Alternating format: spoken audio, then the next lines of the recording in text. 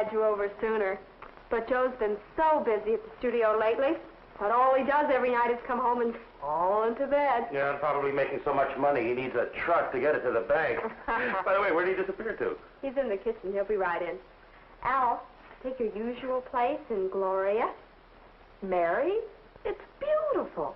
The table, I mean. What is this, an anniversary or something? Thank you. No anniversary. But it is a special occasion.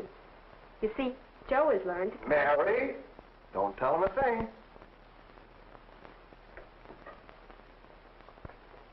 They'll find out for themselves. All right. Everybody ready? No. Wait a minute. Some kind of a gag. Now, it's not an anniversary, but it is a special occasion. Now, we have to find out for ourselves. I got it. You're going to try carving a turkey again. Oh, now hold everything, will you, Joe?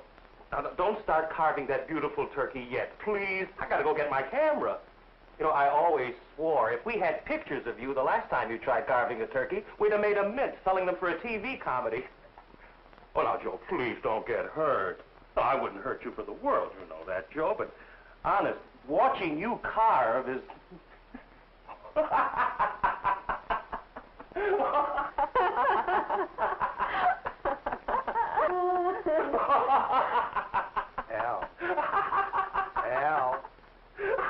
Al, I just decided to give you a special treat. Now, I was going to let you watch from the other end of the table. But for you, seeing as how you're my very special friend, and because you get such a kick out of watching me carve, I'm going to give you a special performance. Now, would you step right over here, please? Now, I want you to watch very close. Gloria, Mary.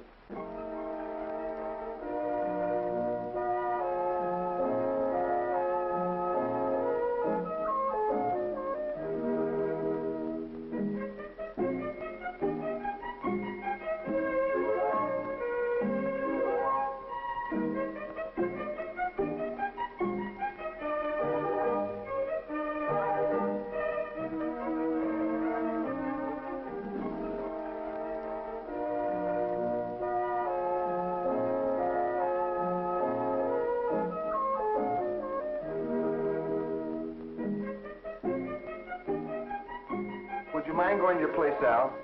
Or are you going to stand there staring all night? But where did you learn to carve like that? You been taking lessons or something? From Martha Logan. Martha Logan? You mean the home economist for Swift? Oh, no wonder. She's an authority on meat. But how did you get to meet her? We're making a TV film for them over at the studio. And the minute I saw what it was all about, I made up my mind to really learn all about carving. And during camera rehearsals, I got a chance to talk to her. Excuse me, Miss Logan. Say, tell me, you think a guy like me can learn how to carve anything like you do? Of course. And why not? It's not magic, you know. Well, it sure looks like it the way you do it. And to learn how to do it with all these different meats. It's not nearly as complicated as you might think.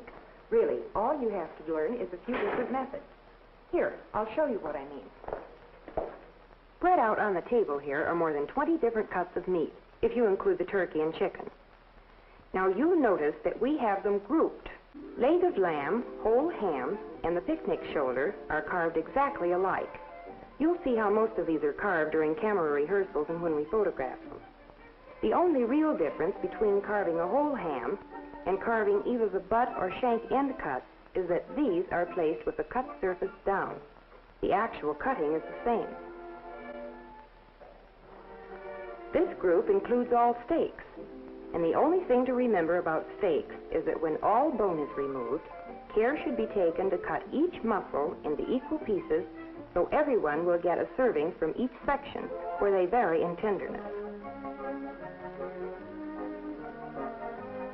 And for these boneless cuts of meat, just make sure that all carving is done at right angles to the meat grain.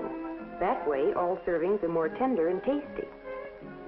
Any pot roast cut is the same once the bones are removed.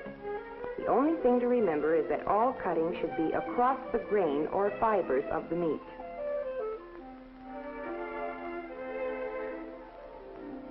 Loin of pork and lamb ribs, sometimes called a rack of lamb, are carved exactly the same by cutting between the ribs. The standing rib roast is done differently, but easily. If you turn it onto the cut surface with the rib bones to the left, then carve horizontally. And of course, the best possible example of this idea of learning to carve by neat groups is turkey and chicken. All poultry, for that matter. Do you see how it works? Well, it sure sounds easy the way you tell it. But turkey... They give you trouble? Trouble? I'll never forget the one I tried to carve for our first Thanksgiving dinner. A kid could have done better pulling it apart with his hands. Well, you just watch what I do during rehearsals and when we make the pictures. You'll learn. So, that's how it is, Al, my boy. You're now looking at an expert carver. You mean you can carve all those different meats the way you carved that turkey tonight? Just about. Well, would it be too much trouble? I mean, would you teach me how? I sure will. But right now, I can even do better. Well, how do you mean? Well, I figured you'd want to learn, and since Mary doesn't keep our refrigerator stocked with all those steaks and roasts for you to practice on, I borrowed a print of the movie we made. And it shows everything I've been talking about. Like to see it? Hey, swell. Good. You finish your coffee and I'll get the projector. Okay. All set. Now, everybody ready? Kill the light, please, Mary. Well, here we go.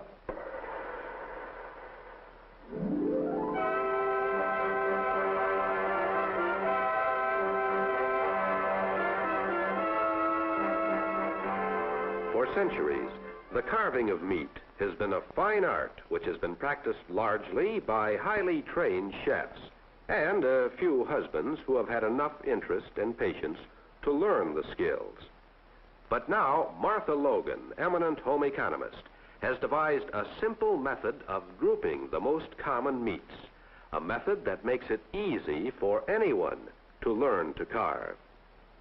This method of grouping the various meat cuts is really quite simple. All that is required is an understanding of the similarity between different cuts of meats. For instance, people seldom think of ham and leg of lamb as being anything alike, yet methods for carving them are identical. Here, I'll show you. The first thing you do is to locate the wedge-shaped bone called the H-bone. Here it is on the leg of lamb, pointing toward the section from which the big horseshoe-shaped slices are cut. And here is the H-bone on the ham. With the shank bone to the right of the carver, first step in carving is to remove several slices from the side opposite the meaty section. This makes a flat surface for the roast to rest on while carving. With the fork placed in the butt end of the roast to hold it firm, start slicing at the shank end, cutting down to the bone with firm strokes. Slices should be at least 1/4 inch thick.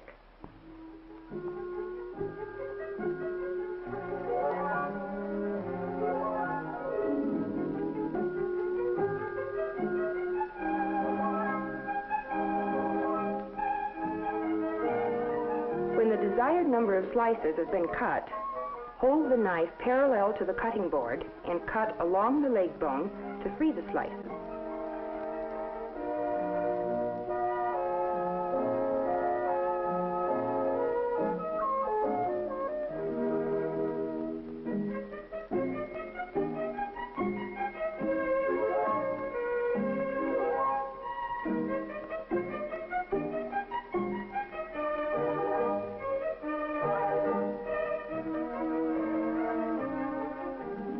And exactly the same method is used for roast leg of lamb. The standing rib roast of beef is really one of the easiest roasts to carve properly. Ribs to the left of the carver, the fork is inserted between the first and second ribs to hold the roast firmly. 1/4 inch slices are made from the right side of the roast across to the ribs. Remember to let a roast stand 15 minutes to let it firm up. It will carve more easily.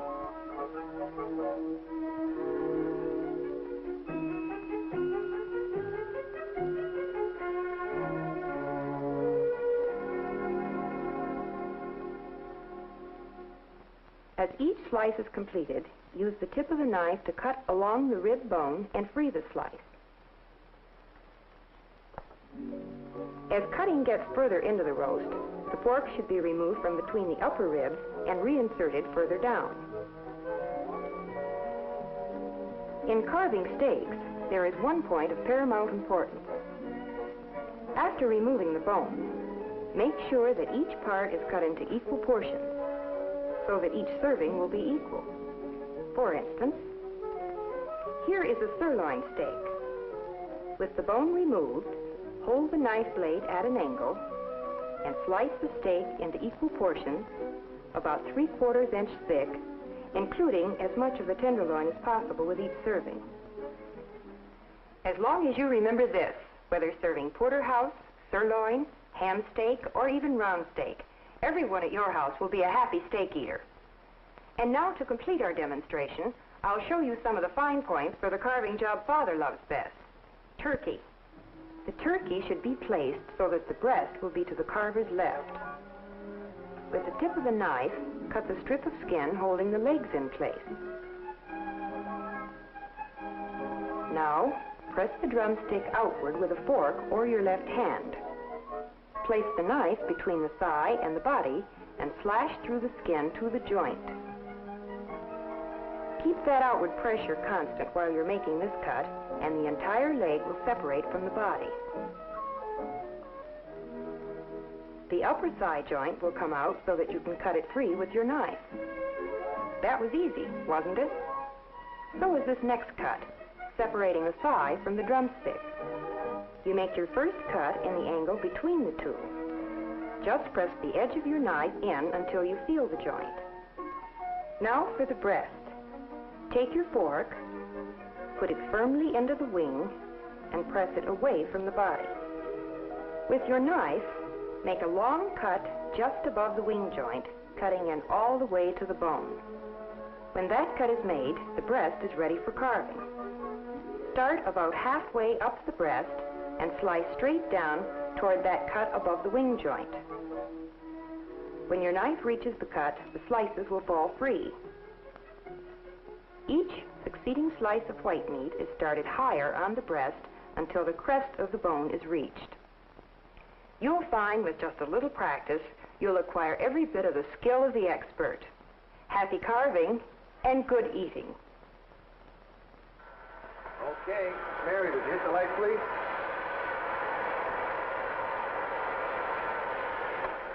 Well, what did you think of it?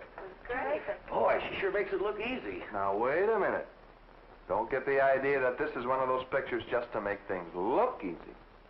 You know, carving, when you get to know the different groupings, like ham and lamb, chicken and turkey, and all those different loin roasts, steaks, and pot roasts. Why, it becomes so easy, you wonder why you didn't think of it yourself. Okay, I'll try it. You, Joe, and Mary are hereby invited to our house Saturday night for dinner. I think, what kind of roast do you want to cook? Are you going to do the carving? What else? Gloria, you better play it safe and make a bologna. Okay. After the way I've ribbed Joe, I guess I had that coming. So to show you that my heart's in the right place, we will have standing rib roast. Okay? It really doesn't make any difference.